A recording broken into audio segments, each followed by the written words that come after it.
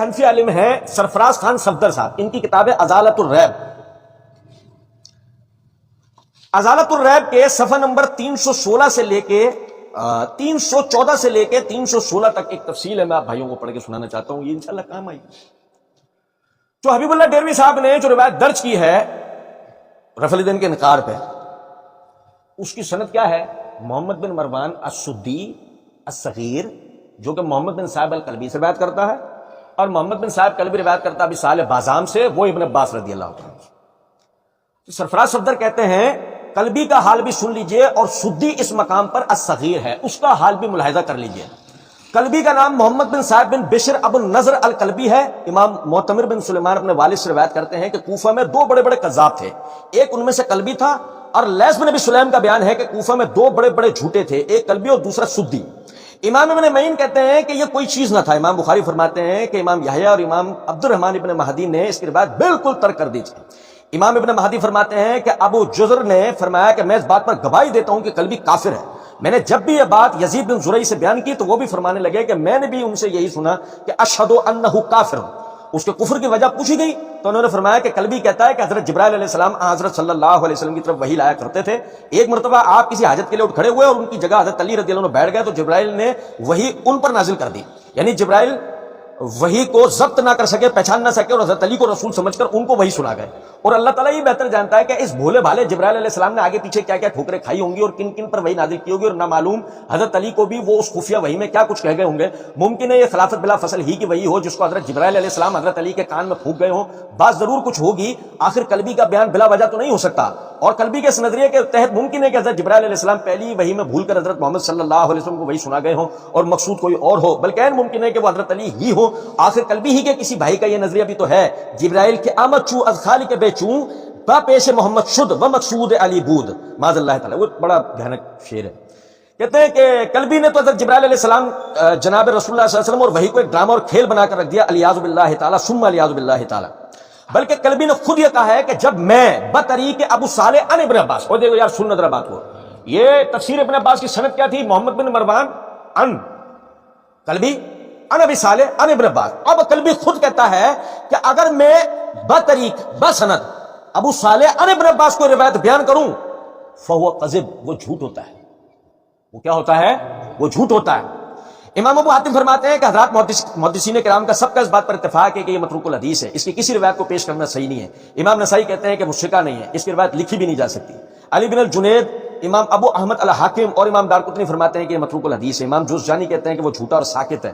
امام ابن حبان کہتے ہیں کہ اس کی روایت میں جھوٹ بالکل ظاہر ہے اور اس سے احتجاج صحیح نہیں ہے۔ ساجی کہتے ہیں کہ وہ متروک الحدیث اور بہت ہی ضعیف اور کمزور تھا کیونکہ وہ غالی شیعہ ہے۔ امام ابو عبداللہ الحاکم کہتے ہیں کہ ابو صالح سے اس نے جھوٹی روایتیں بیان کی ہیں، اور یہ کس سے ہے؟ یہ روایت ابو صالح سے۔ حافظ ابن حجر رحمۃ اللہ علیہ کہتے ہیں تمام اہل نقل ثقات سے اس کی مذمت پر اتفاق کیا گیا ہے، اور اس پر بھی ان کا اتفاق ہے کہ احکام ہو یا فروع کسی میں بھی اس کی روایت قابل قبول نہیں ہے۔ امام احمد بن حنبل نے فرمایا قلبی کی تفسیر اول سے آخر تک سب جھوٹ ہے، اس کو پڑھنا بھی جائز نہیں ہے۔ اور علامہ محمد طاہر الحنفی لکھتے ہیں کہ کمزور ترین روایت فن تفسیر میں قلبی ان ابی صالح ان ابن عباس کی روایت ہے، اس سے آگے پڑھنے کی ضرورت ہے۔ اچھا حنفی عالم نے رفع الدین کے خلاف اس روایت کو دلیل بنایا جسے حنفی عالم بتا رہا ہے کہ جھوٹے نے گھڑی ہے۔ آپ سمجھے، میرا اپنا ایک لفظ بھی نہیں ہے اس میں، انتہائی معذرت کے ساتھ، میں تو دو کی گواہی ایک دوسرے کے لیے سنا۔ چلو ایک اور سنا دیتا ہوں۔ اور محمد بن مروان سدی صغیر کا حال بھی سن لیجئے۔ امام بخاری فرماتے ہیں کہ اس روایت ہرگز نہیں لکھی جا سکتی۔ امام نسائی فرماتے ہیں متروک الحدیث ہے۔ امام ذہبی کہتے ہیں محدثین کرام نے اس کو ترک کر دیا تھا، بعد میں اس پر جھوٹ بولنے کا بھی الزام لگایا۔ امام ابن معین کہتے ہیں وہ شکا نہیں ہے۔ امام احمد بن حنبل فرماتے ہیں میں نے اس کو چھوڑ دیا تھا۔ ابن عدی فرماتے ہیں کہ اس کی روایت میں جھوٹ بالکل واضح ہے۔ امام بہقی فرماتے ہیں متروک ہے۔ حافظ ابن کثیر فرماتے ہیں متروک ہے۔ علامہ سبکی لکھتے ہیں کہ یہ ضعیف ہے۔ علامہ محمد طاہر حنفی لکھتے ہیں کہ وہ کذاب ہے۔ جریر بن عبد الحمید فرماتے ہیں وہ کذاب ہے۔ ابن نمیر کہتے ہیں وہ محض ہیچ ہے۔ یعقوب بن سفیان کہتے ہیں ضعیف ہے۔ صالح بن محمد فرماتے ہیں ضعیف ہے اور وہ جعلی حدیثیں بنایا کرتا تھا۔ ابو حاتم کہتے ہیں وہ متروک الحدیث ہے، اس کی حدیث ہرگز نہیں لکھی جا سکتی۔ تہذیب التہذیب جلد 9 صفحہ 436۔ تو حبیب اللہ ڈیروی صاحب نے رفع الدین کے خلاف ابن عباس رضی اللہ عنہ کا جو فتویٰ نقل کیا وہ دوسرے علم سرفراز صفدر بتاتے ہیں کہ جھوٹے اور کذاب راوی کی من گھڑت روایت ہے، اور اس کے من گھڑت ہونے کی ایک اور صحیح دلیل میں آپ کو بتاتا ہوں۔ یہ میرے ہاتھ میں مصنف عبدالرزاق ہے.